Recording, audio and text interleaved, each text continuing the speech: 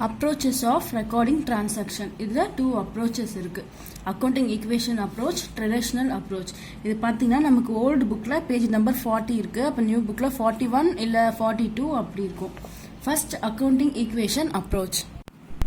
நம்ம கிட்ட இருக்க asset அப்புறம் liabilities to outsider வெளியில நம்ம கொடுக்க வேண்டிய கடன் அப்புறம் கேபிட்டல் இது மூணுக்குமே இருக்கிற ரிலேஷன்ஷிப்பை சொல்றது தான் அக்கவுண்டிங் ஈக்குவேஷன் ஓகேவா இப்போ அதோட ஃபார்மட் பாருங்க asset equal to liabilities plus capital plus revenue minus expenses அசெட்னா என்னன்னு தெரியும் நம்ம பிசினஸ்ல இருக்க சொத்தை தான் நம்ம அசெட்னு சொல்லுவோம் அடுத்தது லயபிலிட்டிஸ்னா நம்ம வெளியில கொடுக்க வேண்டிய கடன் கேபிட்டல்னாலும் தெரியும் ரெவென்யூனா நமக்கு உள்ள வர இன்கம் என்னெல்லாம் நம்ம இன்கம் ரிசீவ் பண்ணுவோம் கூட்ஸ் சேல் பண்ண மூலியமா நமக்கு இன்கம் வரும் அப்புறம் இன்ட்ரெஸ்ட் ரிசீவ் பண்ணிருப்போம் டிவிடெண்ட் ரிசீவ் பண்ணிருக்கோம் தென் எக்ஸ்பென்சஸ்னா சேலரி பே பண்றது ரெண்ட் பே பண்றது வேஜஸ் பே பண்றது கூட்ஸ் பர்ச்சேஸ் பண்றதுக்காக செலவு பண்றது இது எல்லாமே எக்ஸ்பென்சஸ் ஓகேவா இந்த மூணுத்துக்கும் இருக்க ரிலேஷன்ஷிப் தான் நமக்கு இந்த மாதிரி ஈக்குவேஷனா ஃபார்ம் ஆயிருக்கு அசெட் இப்போ அசெட்டை நம்ம என்னெல்லாம் அசெட்னு சொல்லுவோம் லேண்டு பில்டிங்கு பிளாட்டு மிஷினரி அப்புறம் furniture vehicles cash in hand cash at bank இது எல்லாமே நமக்கு சொத்து அடுத்தது லயபிலிட்டிஸ்னா நம்ம வெளியில மற்றவங்களுக்கு கொடுக்க வேண்டிய கடன் ஸோ கிரெடிட்டார்னு சொல்லியிருக்காங்க ஏன் கிரெடிட்டார்னா யாரு நம்ம பர்ச்சேஸ் பண்ணியிருப்போம் ஓகேவா நம்ம கிரெடிட்க்கு பர்ச்சேஸ் பண்ணியிருப்போம் அப்போ அவங்களுக்கு என்ன பண்ணணும் நம்ம ஃபியூச்சரில் கேஷ் பே பண்ணணும் நம்ம அவங்களுக்கு கேஷ் பே பண்ணணும் ஸோ நம்மளை பொறுத்த வரைக்கும் அவங்க கிரெடிட்டார்ஸ் அதாவது கடன்காரர்கள் அப்படின்னு சொல்லுவாங்க எக்ஸ்பென்சஸ் அவுட்ஸ்டாண்டிங் அக்கௌண்ட் அப்படின்னா என்னன்னா இப்போ நம்ம சேலரி கொடுக்க வேண்டியது இருக்கு இன்னும் கொடுக்கல அப்படின்றது தான் அவுட்ஸ்டாண்டிங்க்கு ஒரு தனி வீடியோ போட்டிருப்பேன் அதை பார்த்துக்கோங்க அடுத்தது கேபிட்டல் நம்ம என்னெல்லாம் இன்வெஸ்ட் பண்ணி பிஸ்னஸ் ஸ்டார்ட் பண்றோமோ அதுதான் கேபிட்டல் கேஷாகவும் இருக்கலாம் ஸ்டாக்காகவும் இருக்கலாம் இல்லை ஃபர்னிச்சர் அசட் எதுவாக வேணும்னாலும் இருக்கலாம் ரெவென்யூனா என்னன்னு சொல்லியிருக்கேன் ரெண்ட் ரிசீவ் பண்றது அதாவது இன்கம் நமக்கு உள்ள இன்கம் வர்றது ரெவென்யூ நம்ம குட்ஸ் சேல் பண்றோம் இல்லையா அது மூலியமாவும் நமக்கு கிடைக்கும் ரெண்ட் டிவிடெண்ட் கமிஷனு இது எல்லாமே ரிசீவ் பண்றது ரெவென்யூ அடுத்தது எக்ஸ்பென்சஸ் என்ன செலவு என்ன பண்ணுவோம் சேலரி பே பண்ணுவோம் ரெண்ட் பே பண்ணுவோம் இன்சூரன்ஸ் பே பண்ணுவோம் அடுத்து பர்ச்சேஸ் குட்ஸை பர்ச்சேஸ் பண்ணும்போது நம்ம தானே பே பண்றோம் ஸோ அதுவும் நமக்கு எக்ஸ்பென்சஸ் ஸோ நம்ம அக்கௌண்டிங் ஈக்குவேஷனை டூ சைடாக பிரிப்போம் இது நமக்கு அசெட் சைடு இது கேபிட்டல் பிளஸ் லயபிலிட்டி சைடு இது அசெட் சைடு இது லயபிலிட்டி சைடு இதுல பாருங்க increase in capital and increase in asset இந்த மாதிரி கொஸ்டின்ஸ்லாம் நமக்கு 2 மார்க்ல 3 மார்க்ல கேட்பாங்க இவங்க என்ன கேட்கறாங்கன்னா இப்ப அக்கௌண்டிங் ஈக்குவேஷன் படி ஒரு டிரான்சாக்ஷன் எழுத சொல்லியிருக்காங்க அந்த டிரான்சாக்ஷன் நமக்கு கேபிட்டலையும் இன்க்ரீஸ் பண்ணணும் அசெட்டையும் இன்க்ரீஸ் பண்ணணும் நம்ம எல்லாருக்குமே தெரிஞ்ச ஃபர்ஸ்ட் டிரான்சாக்ஷன் தான் அது கமன்ஸ் பிசினஸ் வித் கேஷ் அப்படின்னா என்ன கேஷை வச்சு பிசினஸ் ஸ்டார்ட் பண்ணிருக்கோம் இப்போ அந்த டிரான்சாக்ஷனை 2 பிரிக்கலாம் நம்ம என்ன வச்சு ஃபர்ஸ்ட் பிசினஸ் ஸ்டார்ட் பண்றோமோ அதுதான் கேபிட்டல் அடுத்து நம்ம கேஷை வச்சு தான் ஸ்டார்ட் பண்ணிருக்கோம் ஸோ கேஷ் கேபிட்டல் ஓகேவா இது நமக்கு 2 அக்கௌண்ட் இருக்கு கேஷ் என்னது நமக்கு அசெட் அப்ப என்ன பண்ணுவோம் அசெட் சைட்ல கேஷ் அப்படின்ற காலம் ஓபன் பண்ணி கேஷ்ல 1 lakh ஆட் பண்ணுவோம் நம்ம என்ன வச்சு பிசினஸ் ஸ்டார்ட் பண்றோமோ அது நமக்கு கேபிட்டல் ஸோ கேபிட்டல் காலம்ல என்ன பண்ணணும் 1 lakh ஆட் பண்ணணும் ஸோ இந்த டிரான்சாக்ஷன் பாத்தீங்கன்னா இது நமக்கு அசெட்டையும் இன்க்ரீஸ் பண்ணுது கேபிட்டலையும் இன்க்ரீஸ் பண்ணுது ஒருத்தங்க டவுட் கேட்டிருந்தாங்க கேபிட்டலுக்கும் கேஷ்க்கும் எனக்கு ரொம்ப கொலாப்ஸா இருக்கு அப்படின்றாங்க கேஷ்ன்றது தனி ஓகேவா நிறைய டிரான்சாக்ஷன்ல கேஷ் இன்வால்வ் ஆயிருக்கும் குட்ஸ் பர்ச்சேஸ் பண்ணுவோம் சேல் பண்ணுவோம் இன்கம் ரிசீவ் பண்ணுவோம் எக்ஸ்பென்சஸ் பே பண்ணுவோம் இது கேஷ்ன்றது தனி கேபிட்டல்னா என்னன்னா நம்ம எதை பிசினஸ்ல இன்வெஸ்ட் பண்றோமோ அதாவது ப்ரொப்ரேட்டர் அவரோட சொந்த காசையோ சொந்த அசட்டையோ பிசினஸ்ல இன்வெஸ்ட் பண்றாரோ அதுதான் கேபிட்டல் கேஷா மட்டும் இருக்கணும்னு இல்ல ஸ்டாக்காவும் இருக்கலாம் அசட்டாவும் இருக்கலாம் நடுவுல அடிஷனலா இன்ட்ரடியூஸ் பண்ணாலும் அதை நம்ம கேபிட்டல் தான் சொல்லுவோம்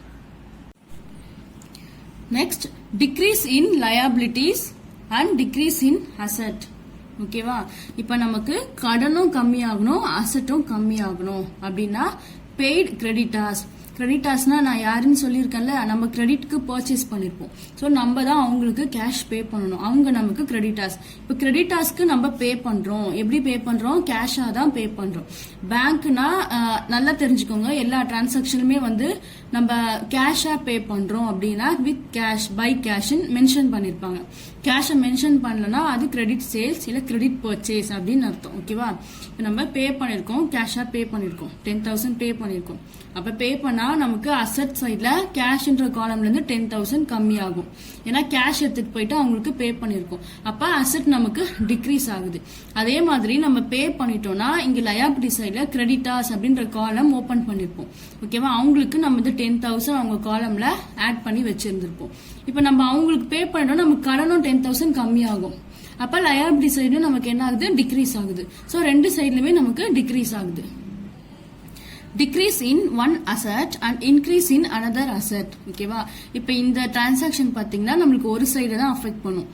ஒரு சைடுல டிக்ரீஸும், அதாவது ஒரு அசெட்டை டிக்ரீஸும் ஒரு அசெட்டை இன்க்ரீஸும் பண்ணுது. இப்ப எப்படின்னா நம்ம பர்னிச்சர் வாங்குறோம் கேஷ் பே பண்ணி, கேஷ் பே பண்றோம் இல்லையா, அப்ப கேஷ்ல கம்மி ஆகுது. சோ ஒரு அசெட் டிக்ரீஸ் ஆகுது. பர்னிச்சர் வாங்கினோம்னா நம்ம என்ன பண்ணுவோம், அசெட்ல பர்னிச்சர் அப்படின்ற காலமா ஓபன் பண்ணிப்போம். அப்போ ஒரு அசெட்ல 5,000 ஆட் ஆகுது. So decrease in one asset and increase in another asset. Decrease in one liability and increase in another liability. ஓகேவா, லயபிலிட்டினா என்ன சொல்லுவோம், கடன் சொல்லுவோம். இது பாருங்க, accepted a bill drawn by creditor for 20,000. ஓகேவா, பில்னா என்ன அப்படின்றதையும் நான் தனி வீடியோ போட்டிருக்கேன். ஓகேவா, அந்த வீடியோவை நீங்க பாத்தீங்கன்னா பில்னா என்னன்னு புரியும். அதாவது கிரெடிட்டார்ஸ் அவருக்கு நமக்கு தர வேண்டிய காசுக்காக பில் டிரா பண்ணிருக்காரு. இப்ப என்ன ஆகும், நம்ம கிரெடிட்டார்ஸ் காலமா க்ளோஸ் பண்ணிட்டு பில் அப்படின்றத ஓபன் பண்ணிக்குவோம். அதுதான் accepted bill drawn by creditor for 20,000.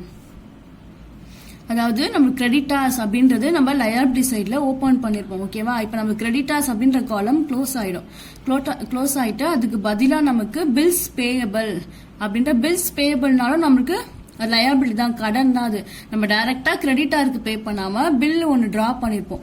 3 month கழிச்சு நான் பே பண்றேன், இல்ல 6 மந்த் கழிச்சு நான் பே பண்றேன் அப்படின்ற மாதிரி ஒரு பில் டிரா பண்ணி அதுல சைன் பண்ணி கொடுத்துருப்போம். சோ ஒரு அசெட் ஒரு லயபிலிட்டி நம்மளுக்கு கம்மி ஆயிடுச்சு, அதாவது கிரெடிட்டார்ன்ற லயபிலிட்டி நமக்கு டிக்ரீஸ் ஆயிடுச்சு. அதுக்கு பதிலா நமக்கு பில்ஸ் பேயபிள் அப்படின்ற லயபிலிட்டி இன்க்ரீஸ் ஆயிருக்கு. Transaction affecting more than 2 account. ஓகேவா, நமக்கு 2 அக்கௌண்ட்டுக்கு மேல அஃபெக்ட் பண்ற டிரான்சாக்ஷன் இது. Goods sold costing 30,000 sold for 40,000. நம்ம இங்க சேல்ஸ் பண்ணிருக்கோம். சரியா, சேல்ஸ் பண்ணதுல 30,000 வேல்யூ உள்ள குட்ஸை 40,000க்கு சேல் பண்ணிருக்கோம். அப்ப நமக்கு 30,000 தான் காஸ்ட் பிரைஸ். நம்ம 40,000 சேல் பண்ணா எவ்வளவு இதுல ப்ராஃபிட் வச்சு சேல் பண்ணிருக்கோம், 10,000 ப்ராஃபிட் வச்சு சேல் பண்ணிருக்கோம். சேல் பண்ணா நமக்கு கண்டிப்பா என்ன ஆகும், ஸ்டாக் கம்மியாகும். ஏன்னா ஸ்டாக் தானே நம்ம எடுத்து சேல் பண்ண போறோம். அப்ப ஸ்டாக்ல என்ன பண்ணுவோம், ஆக்சுவல் பிரைஸ் எவ்வளோ 30,000 லெஸ் பண்ணிக்குவோம். லெஸ் பண்ணிட்டு நமக்கு பாத்தீங்கன்னா 40,000க்கு சேல் பண்ணிருக்கோம். அப்ப நம்ம கேஷ் எவ்வளவு கிடைச்சிருக்கு, 40,000 கிடைச்சிருக்கு. அப்ப கேஷ்ல என்ன பண்ணுவோம், 40,000 ஆட் பண்ணுவோம். நமக்கு ஸ்டாக் பாத்தீங்கன்னா 30,000 வெளியில போயிருக்கு, கேஷ் நமக்கு 40,000 கிடைச்சிருக்கு. அப்ப அந்த 10,000 இருக்கு இல்லையா, அது நமக்கு என்னது, லாஸா கிடையாது, கண்டிப்பா அது ப்ராஃபிட். நம்ம ப்ராஃபிட் எல்லாம் என்ன பண்ணணும், கேபிட்டல்ல ஆட் பண்ணணும். சோ அதை என்ன பண்ணிக்கணும், நம்ம கேபிட்டல்ல ஆட் பண்ணிக்குவோம். அப்ப மொத்தம் நமக்கு எத்தனை அக்கௌண்ட் அஃபெக்ட் பண்ணுது, 3 அக்கௌண்ட் அஃபெக்ட் பண்ணுது. இன்னும் கூட நிறைய பேருக்கு அக்கௌண்டிங் ஈக்குவேஷன்ல நிறைய டவுட் இருக்கு.